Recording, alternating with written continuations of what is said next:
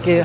Hi guys! Nandito na kami sa Vietnam. Yeah. Nakalagpas na kami ng immigration. Medyo mahaba yung pila and ilang minutes tayo doon. Almost 45 minutes. Yeah, 45 minutes. And after immigration, kinuha lang namin tong luggage namin. And then, nag-withdraw kami. Maximum na pwedeng i-withdraw is 2 million dong. Ang 2 million dong is roughly around 4,580, mga ganun. Yeah. We reached our first million here in Vietnam. Charing.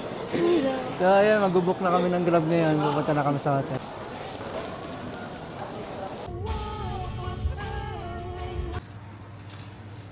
So, nandito na kami sa hotel namin. We booked this in Agoda. So, this is Felix Hotel. And ang mura lang niya guys, 700 plus lang namin siya na-book for one night. Quick room tour lang. Bed, vanity. So, ito yung CR. Tapos, dito yung shower.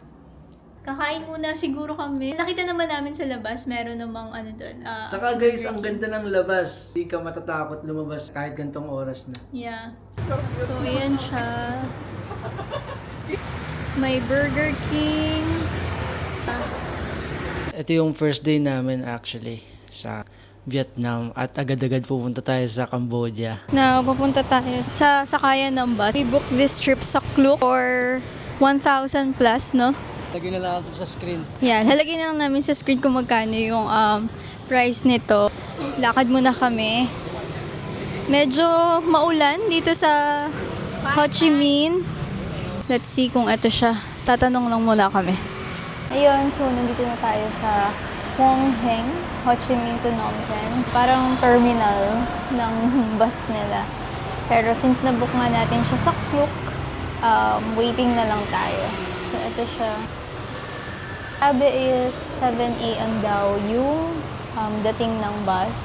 Eh, meron mga fruits dito. Danay. Parang ang daming ganyan dito, no? Kagabi may mga ganyan din. Pero ano yung kagabi? Parang shabu-shabu style. Pero nasa cart. Dito na yung bus namin.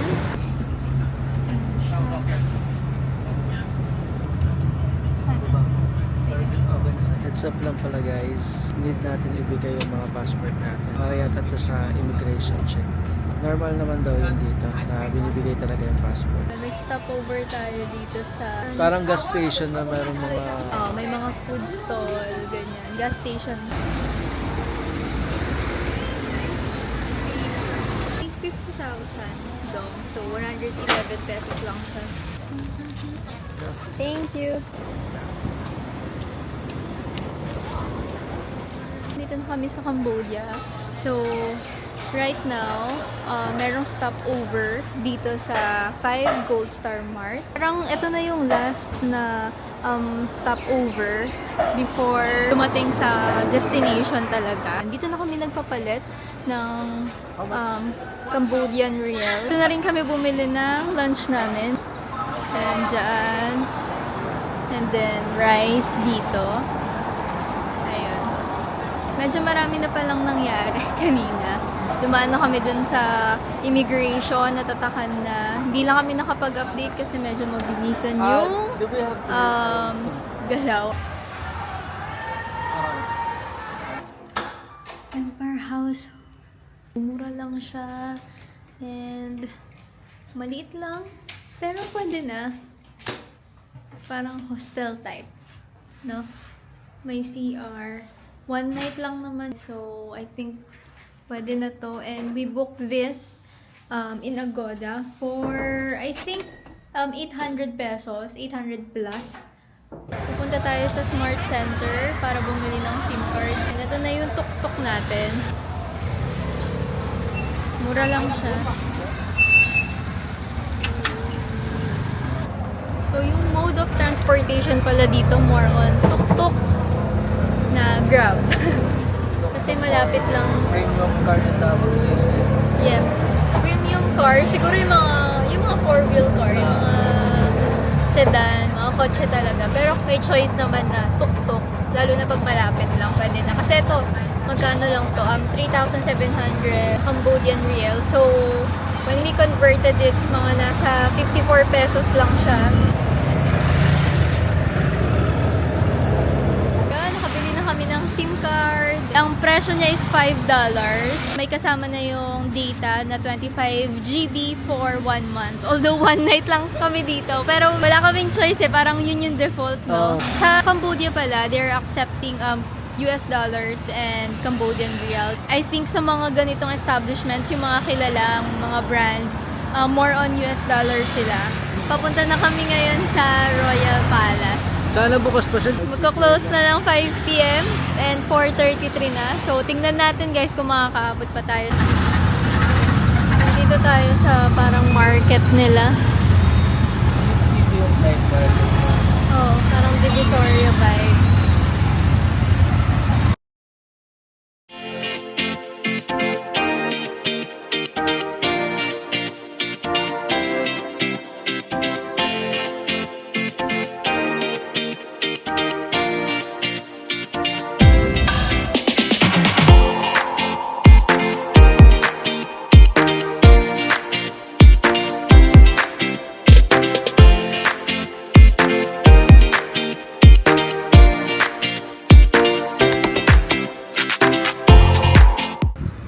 Good morning.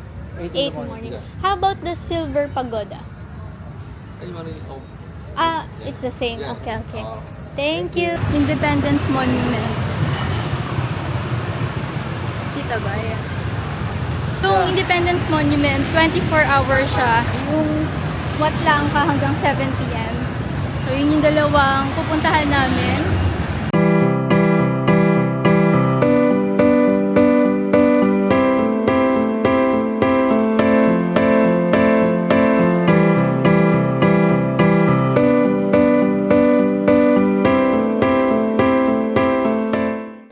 Napili natin na cafe, Nook Cafe. Malapit lang siya sa Independence Monument. Tatawid lang. So, ito siya. Here we are.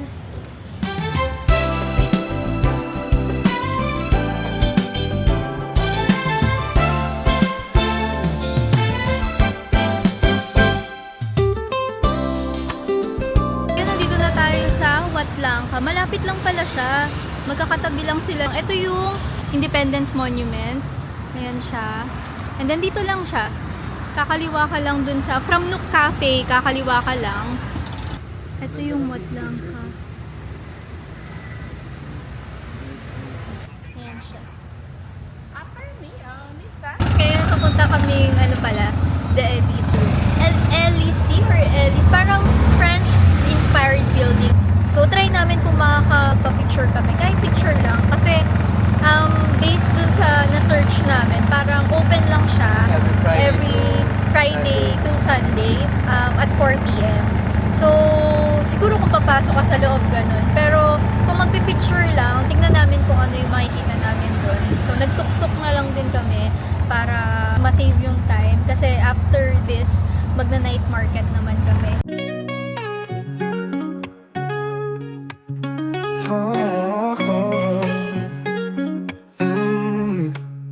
I close my eyes and drift away to a place where dreams come alive.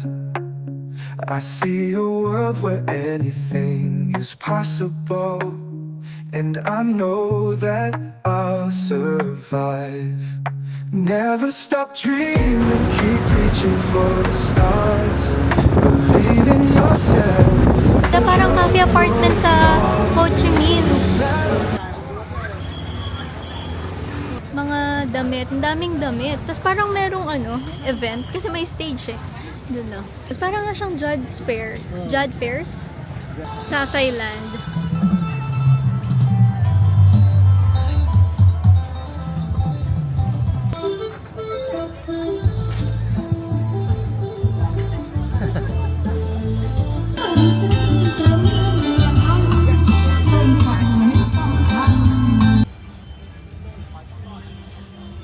Ito guys, nakabili na kami ng isa.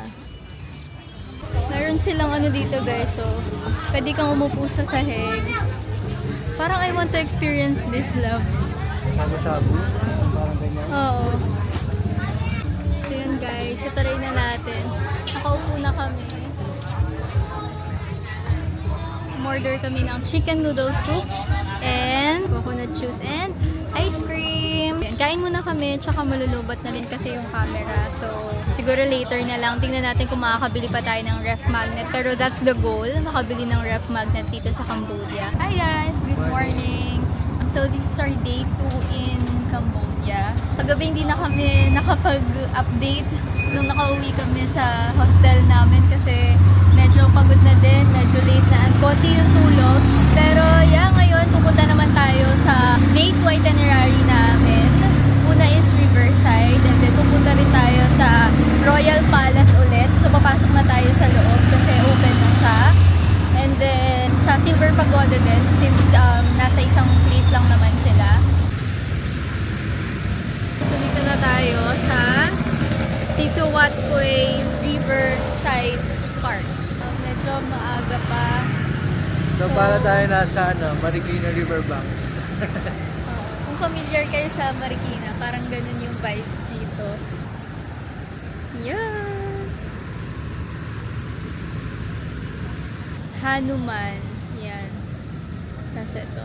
Para siyang floating restaurant. Nabubuk din to sa Klook. So, kung gusto nyo or interested kayo, siguro check nyo na lang din.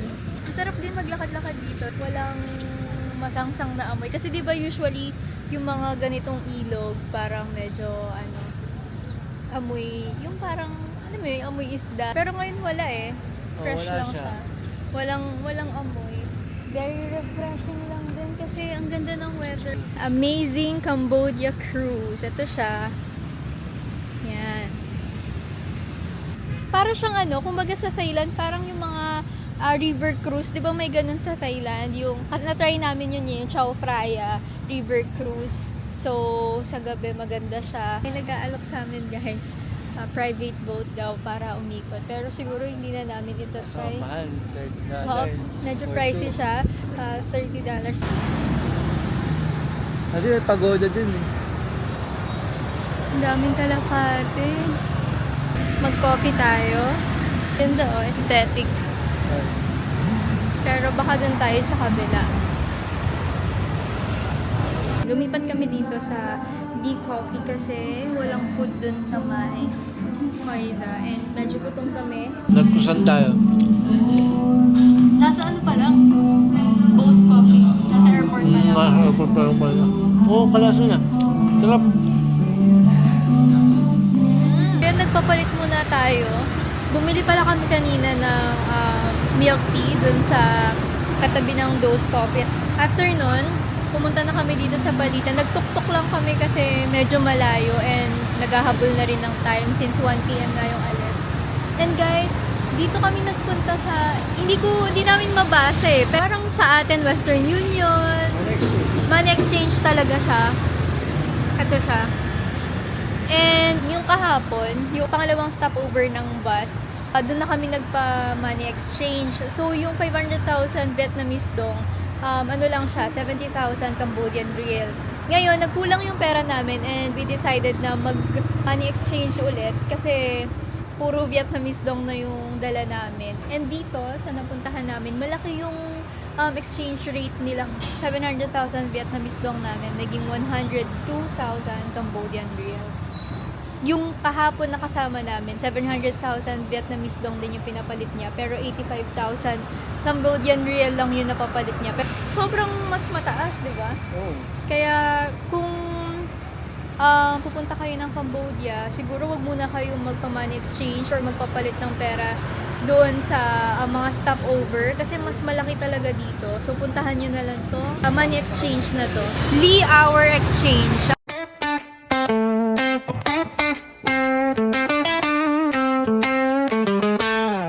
It's a happy day, beautiful day. All the clouds have moved away. It's a happy day, a beautiful day. The joy is here to stay. It's a happy, happy, happy day. It's a happy, happy, happy day. Let's not sit like a grumpy cat. Maybe skip the dramatic act. There's no need for any reason reason to just cheer. It's happiness season. Let's not wait any longer. Why would we waste our precious time? Life is not a patient cup holder. Heads up, see the signs in the sky. It's a happy day, beautiful day. All the clouds have moved away. Nakabalik na kami ng Ho Chi Minh. So currently it's 9 in the evening. So nandito kami naglalakad lang kasi pupunta kami sa Secret Garden. Pero nag-check-in muna kami sa hotel and nag-settle lang din doon.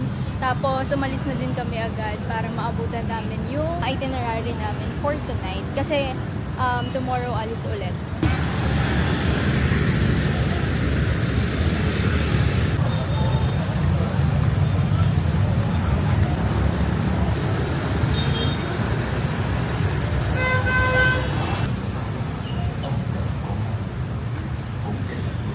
Almost 1.7 kilometers yung nilakad namin going here.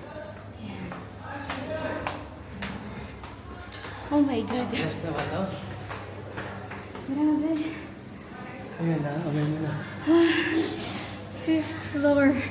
Walang elevator. Ah.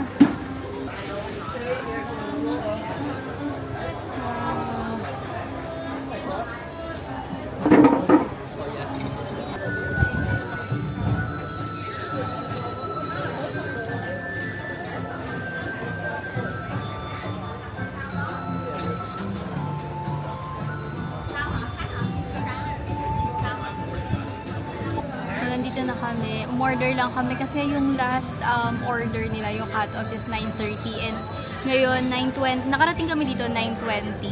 So we only have 10 minutes para umorder. Kaya medyo minadali na lang namin. Actually, nakaka-overwhelm yung menu kasi ang dami. Tapos parang yung iba pare-parehas, puro braised, tapos may pork chicken, tapos mamimili ka pa kung lime or ginger. Parang overwhelming lang siya siguro para sa amin kasi hindi kami ganun ka-familiar dun sa food. Pero okay naman, naka-order na.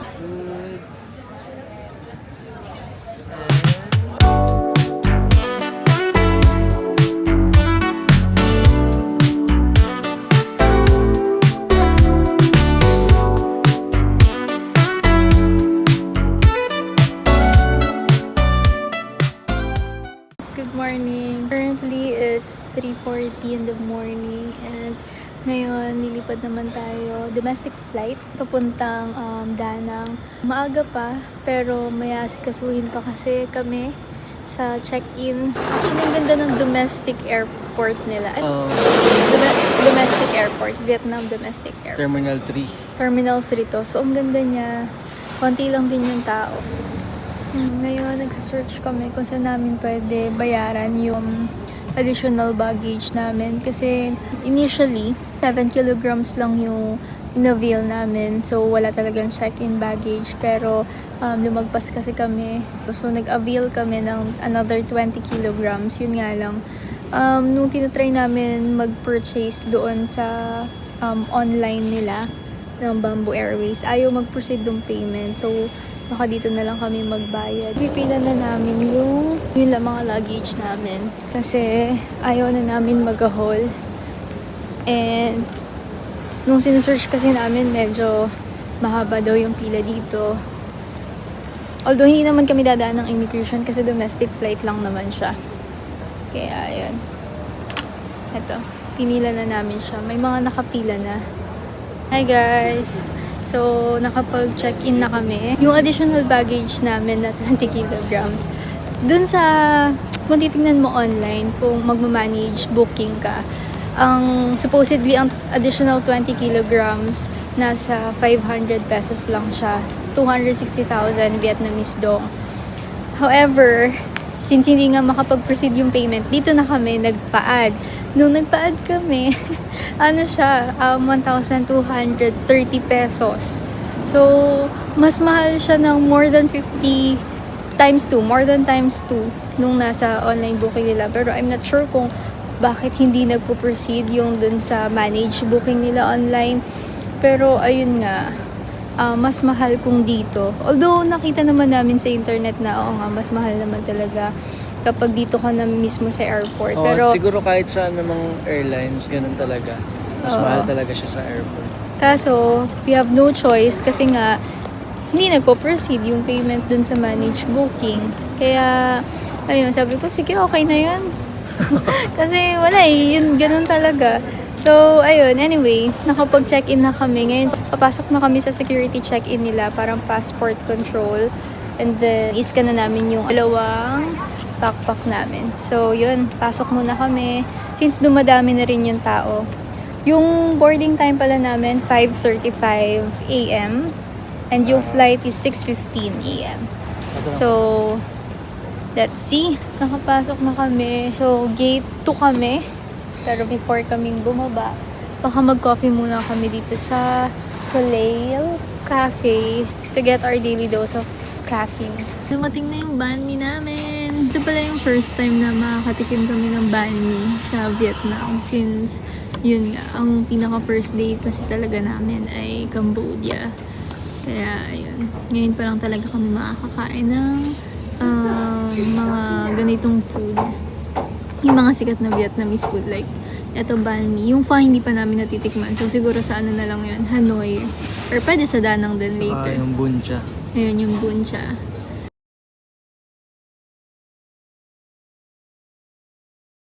So we just arrived here in Danang. Nandito na kami sa hotel namin. Ang pangalan niya is Center Hotel. Malapit siya sa parang river. Ganda ng ambience ng hotel. Parang 5-star hotel. hindi naman. Mga 3-star hotel, mga ganun.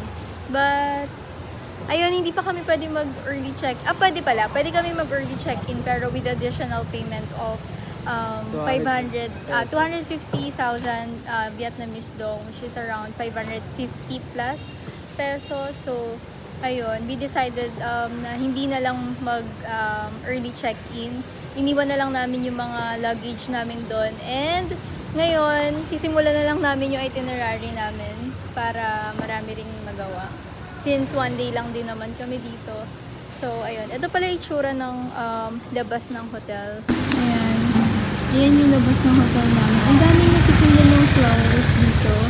Then, meron din pharmacy. Tapos, may mga hotels din na iba.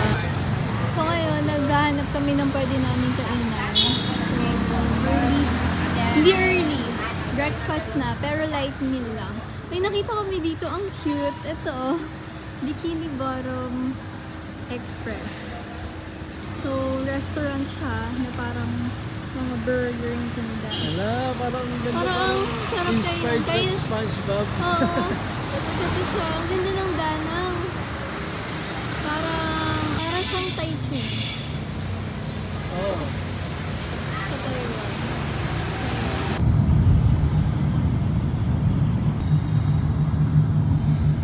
Hi guys! So, nandito na kami sa Mai San Sanctuary. Kanina nabanggit ko na kakain muna kami or baka maglibot muna kami. Kaso hindi na natuloy kasi parang naisip namin na sagarin na lang. Sa O baka oras mag-hold kami sa oras. Kasi medyo malayo yung Mai San Sanctuary. And yung mga nasa itinerary namin, malayo siya from our hotel dun sa Center Hotel Danang. Kasi yung mga nasa itinerary namin, like itong Mai San Sanctuary, Marble Mountains, tapos Hoi An, parang nasa province, ano pa siya eh, no? Province location. So, yun nga, medyo malayo yung ginrab namin. 1 hour siya. Mahigit. 1 hour mahigit. And, ayun. So, naisip namin na, sige, Mai San Sanctuary na agad tayo para pabalik from pinakamalayo pabalik kami.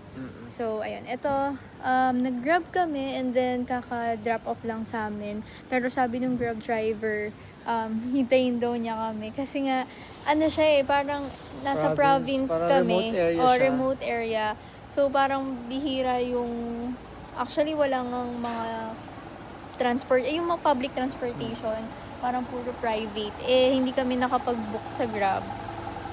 Kasi feeling namin mas yung DIY. Pero sabi naman ng driver is pepresyohan daw niya kami na mas cheaper dun sa Grab price. Pero i-check pa rin namin or i-compare pa rin namin yung ibibigay niyang price sa amin and yung price dun sa Grab. Kung from my sanctuary going to Marble Mountain. So, ayun. Ito pala yung place. So, pakita natin. Dito yung babaan ng mga private vehicles. Yun, as you can see, wala nga masyadong public transport. And then, ito siya, papasok kayo. Then, ito yung ticket booth. And then, dun yung pinaka-entrance niya. So, tara, bayad tayo.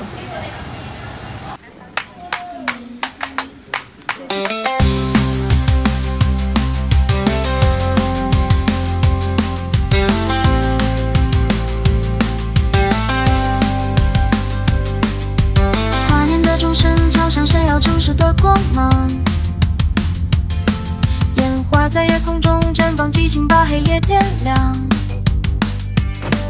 人们在广场欢唱，歌声在风中飞扬。新年的脚步越来越近，心中满是希望。璀璨的东方，欢乐的海洋，让我们一起迎接新年的曙光。美丽的东方，梦想的天堂，让我们一起俨然心中的梦想。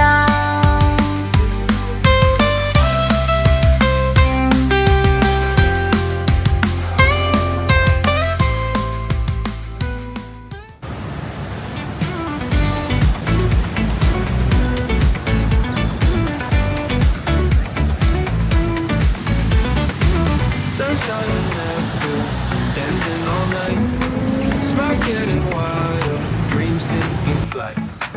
We got each other, friends till the end. Life couldn't be brighter, fun never bends.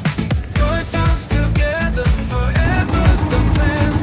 In any weather, let's dance hand in hand. All of the memories, we make them shine. Roads that we're traveling, always in line. Stories for ages, hearts open wide. Turn all the pages by your side.